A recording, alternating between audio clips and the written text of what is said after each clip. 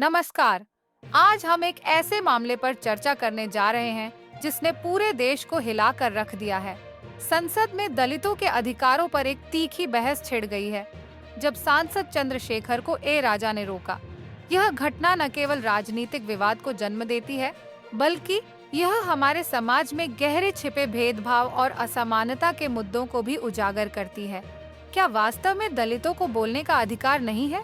आइए इस मामले की गहराई में उतरते हैं। यह मामला उस समय शुरू हुआ जब चंद्रशेखर ने संसद में दलितों के अधिकारों की बात की। उन्होंने संविधान की गौरवशाली यात्रा का जिक्र करते हुए कहा कि 75 साल बाद भी क्या हम सामाजिक और आर्थिक समानता की ओर बढ़ पाए हैं।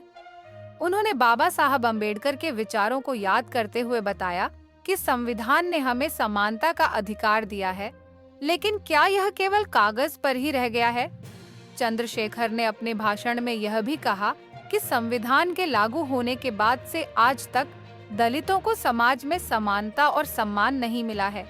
उन्होंने यह सवाल उठाया कि क्या हमारे नेता इस दिशा में कोई ठोस कदम उठा रहे हैं? क्या वे वास्तव में दलितों के अधिकारों की रक्षा कर रहे हैं या यह केवल एक दिखावा है? चंद्रशेखर ने कहा कि आज भी दलितों को समाज में भेदभाव का सामना करना पड़ता है। उन्होंने बताया कि कैसे संविधान को जलाने की घटनाएं हो रही हैं और दलितों के खिलाफ हिंसा बढ़ रही है। उन्होंने एनसीआरबी के आंकड़ों का हवाला देते हुए कहा कि महिलाओं और बच्चों के खिलाफ अपराधों में वृद्धि हो रही है।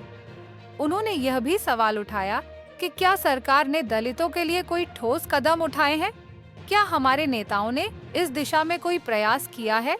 चंद्रशेखर ने यह भी कहा कि आजादी का मतलब केवल अधिकार पाना नहीं है, बल्कि इसके लिए जिम्मेदारियों का भी ध्यान रखना होगा। संसद में इस बहस के दौरान चंद्रशेखर ने कई महत्वपूर्ण सवाल उठाए, जैसे कि क्या एससी, एसटी और ओबीसी वर्ग के लोगों को सरकारी नौकरियों में उचित प्रतिनिधित्व मिल रहा है? क्या हमारी न्यायपालिका में समानता है?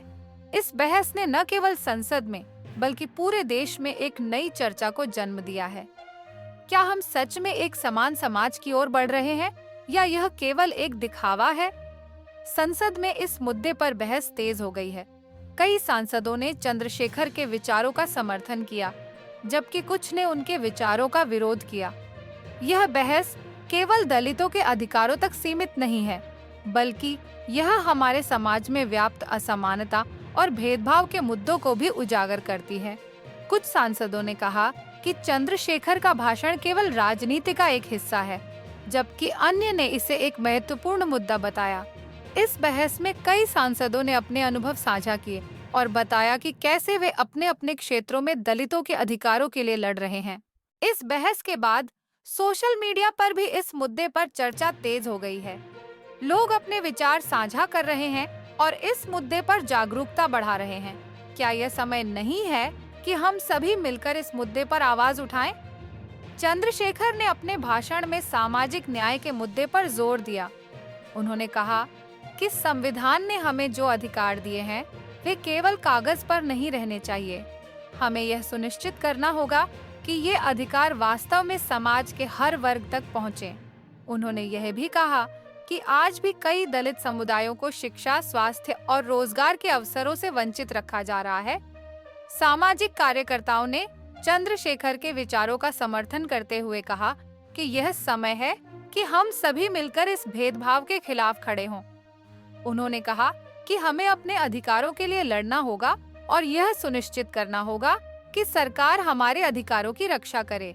इस बीच कई सामाजिक संगठनों ने इस मुद्दे पर प्रदर्शन करने का निर्णय लिया है। वे सरकार से मांग कर रहे हैं कि वह दलितों के अधिकारों की रक्षा करे और भेदभाव के खिलाफ ठोस कदम उठाए। क्या यह समय नहीं है कि हम सभी इस आंदोलन का हिस्सा बने और एक समान समाज की दिशा में कदम बढ़ाएं? इस बहस के बीच सरकार ने भी अपनी प्रतिक्रिया दी है। सरकार के प्रवक्ता ने कहा कि वे दलितों के अधिकारों की रक्षा के लिए प्रतिबद्ध हैं और इस दिशा में कई योजनाएं लागू की जा रही हैं। हालांकि कई सांसदों ने इस पर सवाल उठाए हैं कि क्या ये योजनाएं वास्तव में प्रभावी हैं या केवल दिखावे के लिए हैं। मीडिया ने भी इस मुद्दे को प्रमुखता से उठाया है। कई पत्रकारों ने इस मामले पर गहन रिपोर्टिंग की है और जनता की राय जानने की कोशिश की है। क्या जनता वास्तव में सरकार की योजनाओं से संतुष्ट है या वे और अधिक ठोस कदमों की उम्मीद कर रहे हैं? चंद्रशेखर ने अपने भाषण में भविष्य की योजनाओं का भी जिक्र किया। उन्होंने कहा कि हमें एकजुट होकर इस मुद्दे पर लड़ाई जारी रखनी होगी। उन्होंने सभी दलित समुदायों से अपील की कि वे अपने अधिकारों के लिए आवाज उठाएं और सरकार से जवाब मांगें। सामाजिक कार्यकर्ताओं ने भी इस दिशा में कई रणनीतियां बनाई हैं।